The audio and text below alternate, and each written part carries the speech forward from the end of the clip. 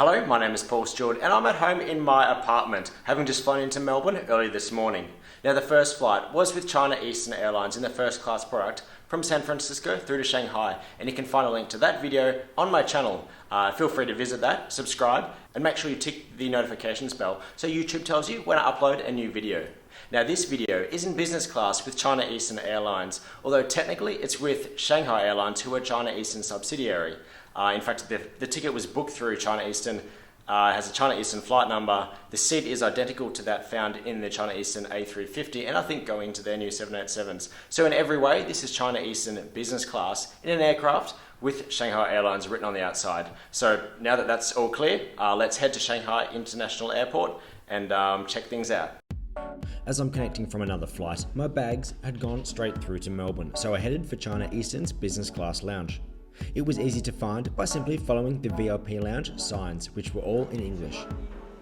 The lounge is separated into two levels, and my biggest tip would be to get some food from the lower level and then head upstairs, which was almost empty.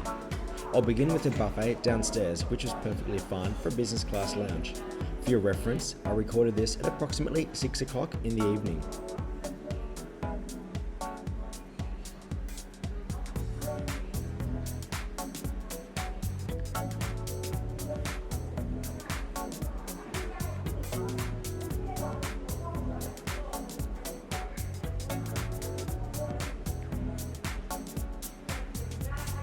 I had some shredded beef with rice and steamed vegetables, which tasted fine with a bit of salt. One thing I really like about this lounge is that they use international power plugs, like the ones you see on board the aircraft.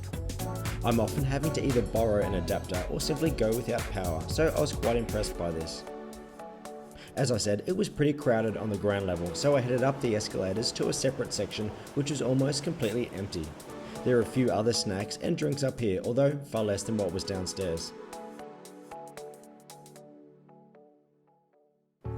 There were also these massage chairs, although unfortunately they were broken, all being used by other passengers.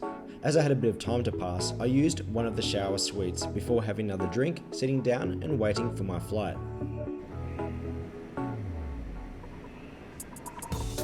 My flight was eventually called, and unfortunately we were boarding from a remote gate. Thankfully though, business class passengers were escorted to a separate bus, so if anything, we just got a better view of the airport's apron.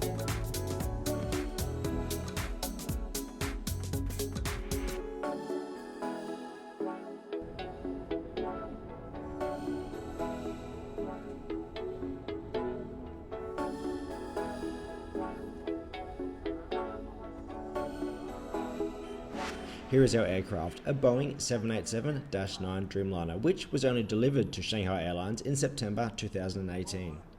It's a comfortable aircraft to fly in, and you really do notice that it's quieter and the air is more humid when compared with the older generation of aircraft.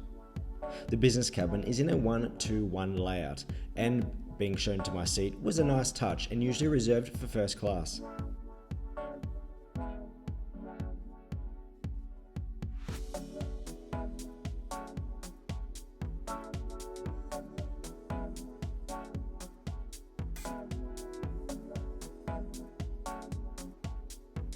The window seats are in a staggered layout with an armrest alternating between the window and the aisle side. I'll run you through my seat 7L in more detail. So there's this sliding door, which I'll mention later, while on the other side you've got this storage ledge with an adjustable reading lamp as well as power plugs.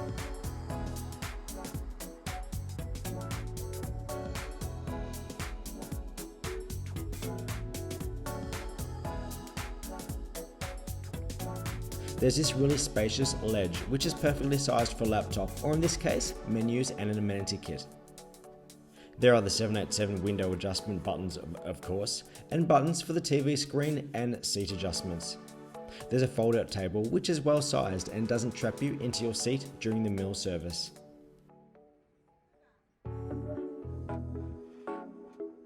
There's also another storage spot and even more room for a bag in the footwell.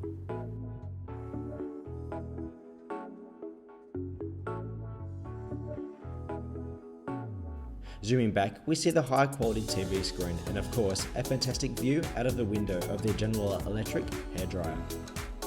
but above you there's no air vents. Now it seems traditional for airlines to cook their passengers in flight, so I was a little disappointed to not have the individual air vent, as the steady flow of air usually keeps me cool. And I forgot to mention there's a vanity mirror under here and somewhere to store a pencil or thin glasses. The crew, who I might add, were really friendly, brought around drinks and a cool towel. There were no fermented options, so I went with this lemon and apple juice, which I thought was presented quite well. There's a decent amenity kit, and I'll be giving this away to a subscriber with details of that later in the video. Noise cancelling headphones were also provided, and they didn't look great, but seemed to work okay, and there's a storage spot for these right next to you. Unfortunately, there weren't any pajamas, which is something I really like, as it allows you to keep your clothes clean and fresh for your arrival, which is kind of the reason why business class is called business class. The idea is that you sleep and then go straight to work when you land. Having said that, I was really impressed so far with a fantastic seat and friendly crew. Unfortunately, being a night flight, the takeoff footage was reasonably poor, so I'll only briefly include the spooler. Fortunately, the view does improve once the sun rises after a couple of hours.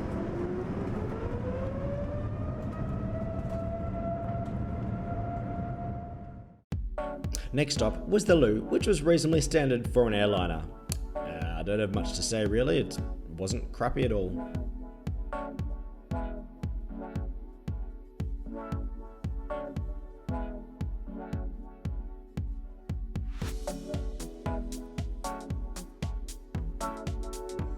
Back in my seat, a round of drinks were offered, and since we were at 8 PM departure, dinner was served. Now there was an appetizer, although I don't seem to have recorded it. This happened with my Japan Airlines video, so I'm starting to wonder if my new Fujifilm X-T3 is up to some mischief. For the main, I went with stir-fried shrimp or prawns with goose liver and mushroom XO sauce, with vegetables and steamed rice. It was okay with a bit of added salt. Next up was dessert, which consisted of some fruit, cheese, and it was all washed down with some cognac. And for the foodies out there, I'll include the menus at the end of the video. As you'd expect, the seats fold completely flat, and I settled down to watch a movie.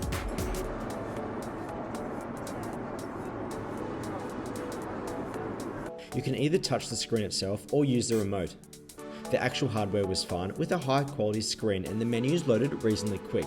And while there were a few movies, there weren't many TV shows, which was a pity as I find my concentration isn't great after a big meal and some jet lag, therefore I prefer smaller TV shows. As with the newer generation of aircraft though, the in-flight map was always very cool, and I enjoy working out which countries I'm flying over.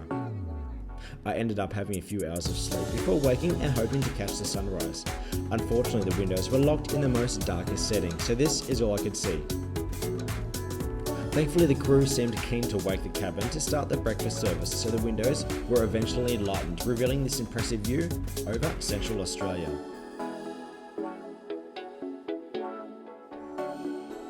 Breakfast was served, and I thought it was pretty good. I ordered the Western option, which was a cheese omelette with bacon, roasted potatoes, and thyme and vegetables.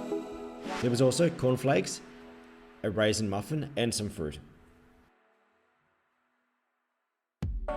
The views were as spectacular as always, and if you do enjoy sights like these, make sure you check out my other videos and follow me on Instagram and Facebook for views like this in my Japan Airlines first class video.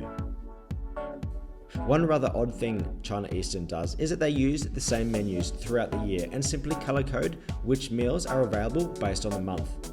Before I realised what was going on, I must admit I'd selected my meal preferences, but for the wrong month.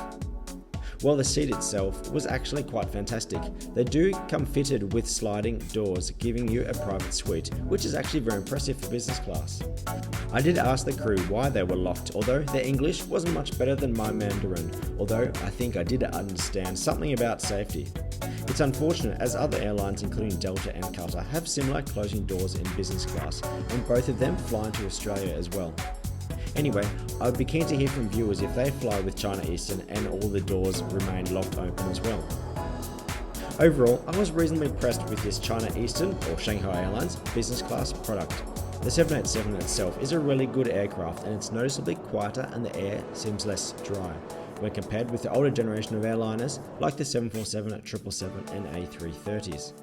As I said before, the actual seat is really good, and having sliding doors really gives it a mini first class feeling, although that does depend on if they continue to lock the doors open or not. There's reasonable storage and it feels reasonably private, even with the doors kept open.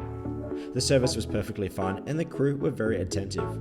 The English was limited, although I guess that's reasonable from a Chinese airline.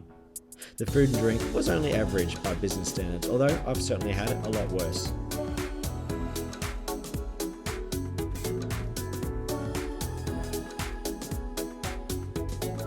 As we descend into Melbourne's Tullamarine Airport, you can see the regional city of Bendigo. In the 1850s, gold was discovered here and the city's population boomed, and the evidence of this wealth can be seen with very impressive Victorian architecture. But what Bendigo is really known for is being better than Ballarat, which is too cold all of the time, except for 2 days in January when it's too hot. Unfortunately, the crew again locked the windows with a slight tint, so the rest of my footage coming into land into Melbourne isn't great. But regular subscribers have heard me rant enough about the 787 windows, so I'll move on. As with all my videos, I'm giving away the Manta kit to a lucky subscriber. To enter the giveaway, simply reply, including the text, China Eastern 787 in brackets, and in a month I'll select a winner. Full details are in the video description below. If you enjoyed the video, please click the thumbs up button and feel free to visit my channel where there's many more similar videos, including a recent review of China Eastern's first class product. Thanks for watching, and after the landing are the menus.